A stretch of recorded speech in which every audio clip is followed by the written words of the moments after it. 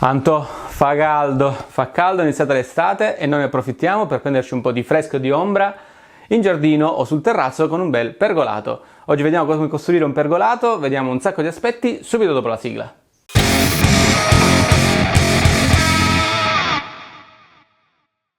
E allora, bentornati sul canale, è un po' che non ci vediamo. Oggi costruiamo un bellissimo pergolato e vediamo un sacco di cose. Vedremo l'aspetto normativo, come e quando posso costruire una pensilina all'esterno. Vediamo gli aspetti strutturali, come è meglio realizzare la nostra pergola, che dimensioni utilizzare, che legno utilizzare, eccetera. Poi tagliamo un po' di legno, che ci piace sempre tanto, e realizziamo una prima versione della pensilina, una versione un po' più di design e poi la versione che piace a me, che è sempre un po' più pazzerella. E allora iniziamo dagli aspetti normativi. Intanto su questo video ci concentriamo sulla pergola e sul pergolato. Che cos'è una pergola? Secondo la normativa la pergola è una struttura che generalmente viene realizzata in legno ed è realizzata per ombreggiare o per decorare un giardino o un terrazzo. È aperta su tutti e quattro i lati, più la parte superiore, quindi non ha una copertura fissa, deve avere una copertura facilmente rimovibile. In genere si usano dei tessuti, delle vele o dei rampicanti. Il pergolato è esattamente la stessa cosa, però uno dei quattro lati è appoggiato su una parete, quindi è libero su tre lati. La struttura non deve essere infissa stabilmente al suolo e deve essere di dimensioni limitate. La normativa non dice chiaramente qual è la dimensione massima da utilizzare, però diciamo 20-25 metri quadrati, massimo 30 metri quadrati? Ok, se rispettiamo tutti questi parametri, la nostra pergola o il nostro pergolato non ha bisogno di alcuna autorizzazione all'ufficio tecnico del comune. E questa è la regola generale che vale in tutta Italia.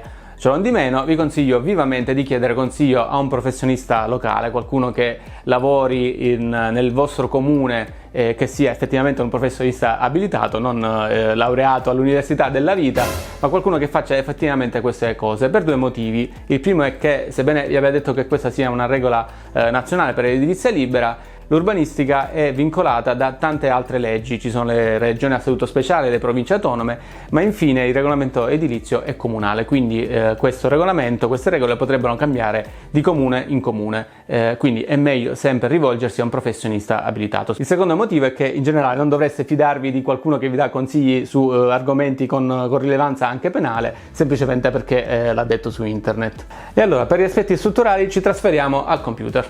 Ok, questo è il modellino della pergola che voglio realizzare. In questo caso ho 4 piedi, per i piedi utilizzerò dei pali in legno, dei morali da 10x10 cm, poi ho 2 travi, queste nere, sul quale si appoggiano i travetti. Sui travetti poi farò passare del tessuto in questo modo. La pergola è finita e l'ombra è assicurata. Ok, a questo punto ci mettiamo su SketchUp e vi faccio vedere il modello di quello che devo realizzare. E allora parto dai travetti, inizio a realizzare un travetto a dimensioni 100 mm x 100 mm, mi aiuto qui con la tastiera e utilizzando il comando estrudi salgo per esempio di 2,30 m. Ok, questo è il nostro bellissimo paletto. Prima cosa che faccio è selezionare il paletto, tasto G e creo un componente, lo chiameremo piede per esempio. Copia e incolla. Ne realizziamo un altro a distanza di 2,40 m, copia e incolla di nuovo e di nuovo 2,40 m.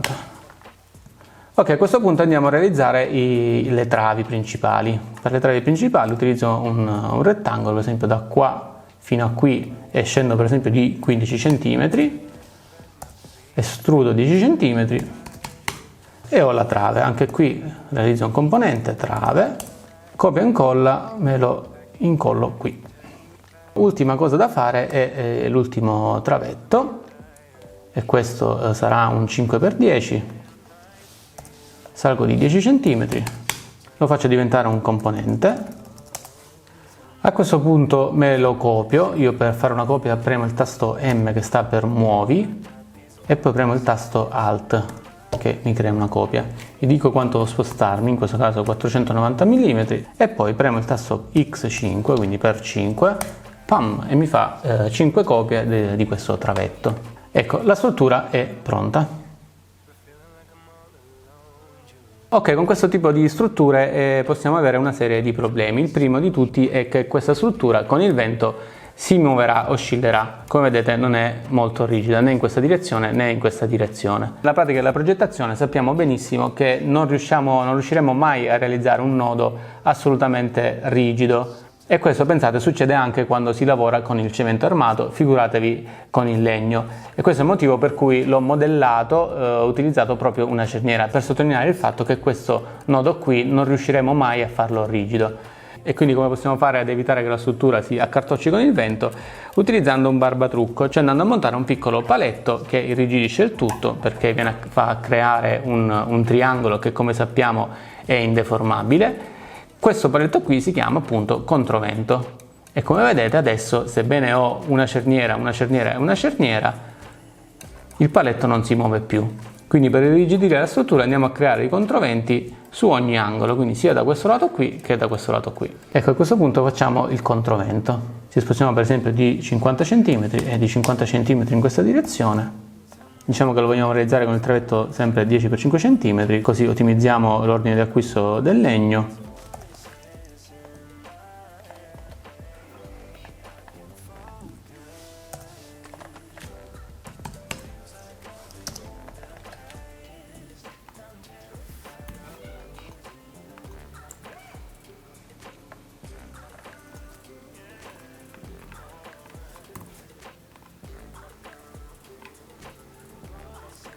Ovviamente ricopiamo anche dall'altro lato e la struttura è pronta.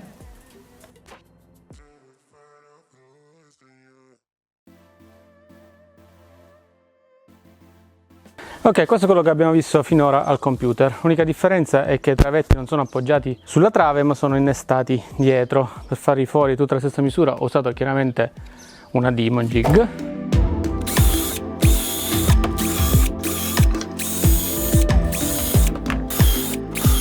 Ora, io ho utilizzato questa dima, ma non è detto che questa dima sia perfetta, anzi sono sicuramente sicuro che questa dima non sia perfetta. Per esempio non è detto che questo foro che io ho cercato di fare al centro di quello che sarà poi il mio travetto sia effettivamente al centro. Mettiamoci nella posizione di non dover utilizzare misure perfette, ma di poter utilizzare qualcosa di ripetibile. Infatti la dima serve proprio a questo. L'importante è che io la utilizzi sempre nello stesso modo. Per esempio, so che questa è la parte superiore, quindi questo travetto qui andrà orientato in questo verso.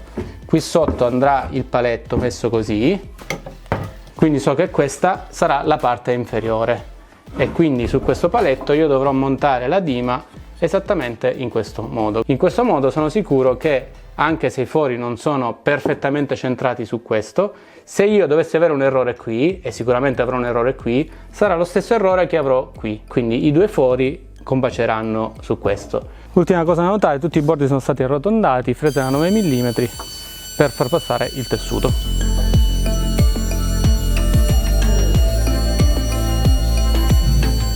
Ok, in questa versione invece ho inserito un tocco di curvatura. Come vedete questo travetto è sagomato, tutti i travetti sono sagomati, con pochissima spesa in più, anzi praticamente con la stessa spesa abbiamo ottenuto qualcosa di leggermente più sfizioso. Per realizzare un travetto curvo ci sono diverse tecniche che possiamo utilizzare, io in particolare ho realizzato un template. Ecco qua. Per realizzare questo, anche qui ci sono diverse tecniche, possiamo realizzarlo alla CNC, è quello che ho fatto io.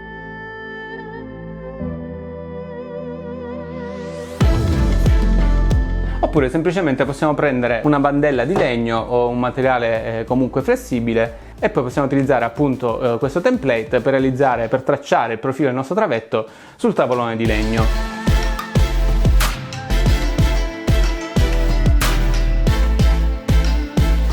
Per riportare il template sul nostro travetto di legno possiamo utilizzare una serie di frese diverse. La Fraser mi ha inviato una serie di frese, adesso ve le faccio vedere. La prima fresa che possiamo utilizzare è questa, una fresa a copiare con un cuscinetto inferiore e un'altezza un po' limitata. In questo caso appoggiamo la fresa sul nostro template e facciamo scorrere tutto il travetto, e quindi avremo un primo scalino sul nostro travetto di legno. Dopodiché alziamo la fresa, facciamo una seconda passata, una terza passata, eccetera.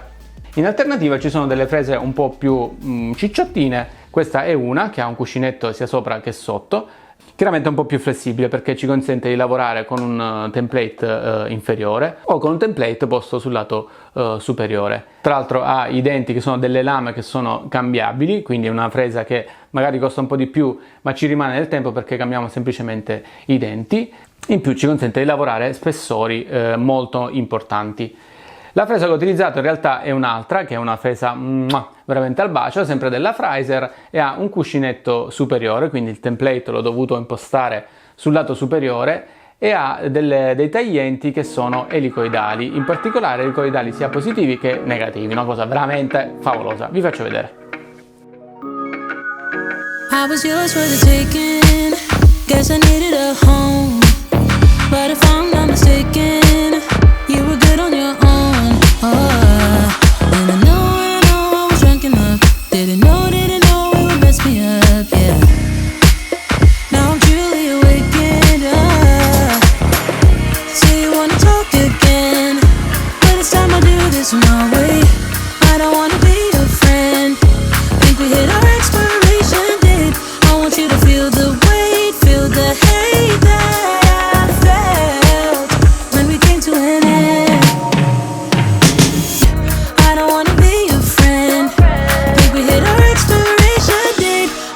Feel the weight, feel the hate that I felt when we came to an end. You don't get to call me up, tell me that you need forgiveness. You're the one who called it off, broke my heart in just a minute. No, you don't get to call it love when it wasn't even close. No, it wasn't even close. I was young, dumb and broken when I met you that night. Should've known you were something. Come vedete ho realizzato la struttura bianco. Perché è bianco? Perché ho passato una mano di impregnante. In particolare ho utilizzato questo, non è un prodotto sponsorizzato, però l'ho utilizzato, mi sono trovato abbastanza bene. È un impregnante a cera gel, significa che non è fluido, è proprio un gel. Si passa a rullino o anche a pennello e devo dire che è fenomenale. Basta passare una mano, carteggiata leggera a 2,40 e un'altra mano, vi lascio il link in descrizione. E questa invece è l'ultima versione, la versione più sfiziosa, in cui come vedete ho utilizzato un paletto orizzontale sulla parte posteriore e il travetto curvo sulla parte anteriore.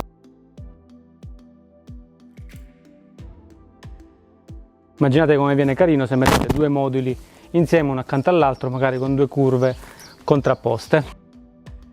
Come vedete qui c'è un certo gioco su questi travetti, tutti questi travetti hanno un angolo diverso, quindi è stato interessante andare a cercare il giusto angolo a cui tagliare alla troncatrice questi paletti.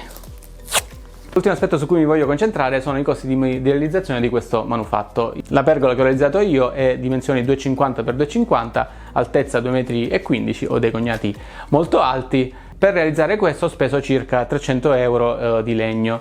Che legno ho utilizzato? Ho utilizzato legno di abete, che è un ottimo legno per la costruzione, è facile da lavorare con gli attrezzi che abbiamo a casa perché non è estremamente duro. Ho comprato il materiale non da un falegname, non in un centro brico o qualcosa del genere, ma direttamente da un grossista di legno, e questo mi ha consentito di risparmiare un po'. E tra l'altro ci sono diverse possibilità. La prima possibilità è comprare dei travetti 5x10. Questi in genere sono leggermente più economici, ma possibilmente sono anche svergolati. Cosa significa? Significa esattamente questo. Come vedete il travetto è un po' ricurvo. Questo può essere un problema, però può anche non essere, nel senso che se la struttura non è così visibile e poi comunque ci sono i teloni che nascondono i travetti superiori, potreste fregarvene come me ne sono fregato io. La seconda alternativa è prendere dei travetti in legno lamellare. Il legno lamellare viene tagliato a misura con delle macchine a controllo numerico di livello industriale, esattamente sulle misure che servono a voi. Quindi in questo caso avrete un 5x10 per esempio, un 5 cm x 10 cm, perfettamente rettangolare da un lato e dall'altro lato. Qui l'unica pecca è che chiaramente il materiale costa leggermente di più perché chiaramente c'è uno sfrido e c'è una lavorazione che chiaramente il commerciante vuol pagata. La terza opzione è quella di comprare un bel tavolone da ponteggio, sempre in abete, 5 cm x 20, 5 cm x 25 rispetto a quello che trovate, e poi magari ce lo sfiliamo al centro, così abbiamo due travetti. Questa è l'opzione che ad esempio ho utilizzato per realizzare i travetti curvi. In questo caso anche qui c'è un po' di sfrido, però ci farò delle panchine, ho già in mente qualcosa per cui questo sfrido non andrà sprecato. Quando prendo i tavoloni da ponteggio, una cosa che faccio è chiedere di piallarli. Quindi mi faccio fare la piallatura direttamente dal grossista da cui li prendo, mi fa pagare 5 euro, quindi una spesa abbastanza, diciamo, contenuta, però mi consente di risparmiare un sacco di lavoro in laboratorio. Altro asterisco, possiamo chiedere, in questi grandi centri lo fanno, di impregnare i paletti che compriamo, il legno che compriamo. Questo ci consente di risparmiare tanto tempo, chiaramente ha un costo, e valutiamo caso per caso se effettivamente quel costo ci fa risparmiare tempo e va bene, oppure no, vogliamo farci tutti i lavori per i fatti nostri perché siamo uomini veri e chiaramente andiamo a risparmiare un poco. E allora direi che abbiamo fatto un excursus generale su tutti gli aspetti che riguardano la costruzione di una pergola. Io mi vado a godere la pergola e voi iniziate a progettare la vostra pergola. Per il resto, se vi è piaciuto questo video mettete un bel mi piace e iscrivetevi al canale YouTube. Se volete supportare invece il canale avete due opzioni: la prima è iscrivervi al canale Telegram, su cui posto giornalmente delle offerte su attrezzatura che riguarda fai da te. Ultimamente ho comprato proprio una levigatrice oscillante della Triton, questa qui l'ho presa con un ottimo sconto, quindi vi lascio giù il link in descrizione per iscrivervi al canale Telegram delle offerte, oppure valutate di comprare un po' di merchandising. Ho delle bellissime magliette sul mio sito, anche queste link in costruzione, e se anche voi siete 100% maker oppure fate cose di legno, questa è la maglietta giusta per l'estate. Ciao!